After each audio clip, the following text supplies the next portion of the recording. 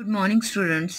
आज हम जमायत नहम की उर्दू की किताब क़वाइद-ओ इंशा में से कहानी नंबर 3 पढ़ेंगे, जिसका उन्वान है जिसका काम उसी को साजे। जिसका काम उसी को साजे। कहानी का मतलब ये है कि जो काम जिसके ज़िम्मे होता है, अगर वही इंसान वो काम सरअंजाम दे तो वो बेहतर तरीके से कर पाता है। गर्मी का मौसम था, धूप शिद्दत की थी, हर तरफ आसमान से आग बरस रही थी। एक बड़े जंगल के किनारे एक बड़ का दरख्त शाखों और पत्तों की छतरी ताने खड़ा था। इसकी घनी छांव में एक बढ़ई लकड़ी के बड़े बड़े लट चीरने में मसरूफ था।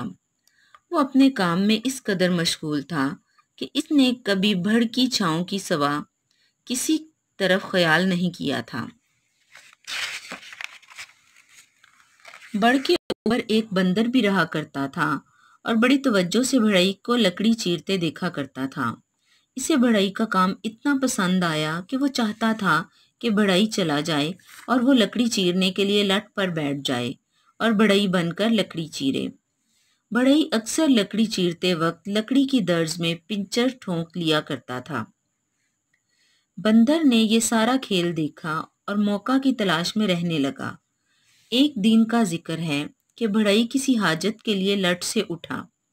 आरी और पिक्चर दोनों अपनी अपनी जगह छोड़े और खुद चला गया।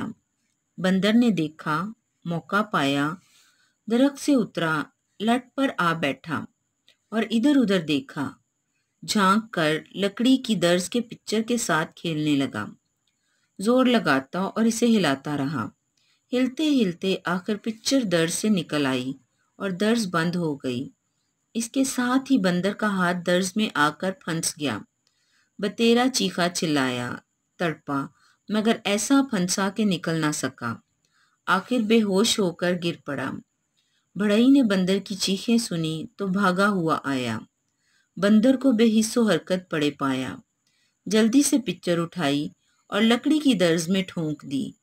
दर्ज खुली तो बंदर फिर भी ना हिला। बढ़ई ने देखा तो वो मर चुका था। इसे दर्ज की कैद से निकाल कर अलग फेंका और गुस्से से कहने लगा, जिसका काम उसी को साजे। बेवकूफ़ तो बंदर था, बढ़ई बनने की आरजू में जान से हाथ धो बैठा। प्यारे बच्चों, इस कहानी में हमारे लिए ये सबक है कि जो काम हमें नहीं आता हमें उस काम को नहीं करना चाहिए, और जो काम हमें आता है हमें सिर्फ उसी काम को जो है वो सरअंजाम देना चाहिए। प्यारे बच्चों, ये तो आपकी निसाब में शामिल कहानी है। इसे अपनी नीट कॉपीज़ पे लिखिएगा और याद कीजिएगा। शुक्रिया।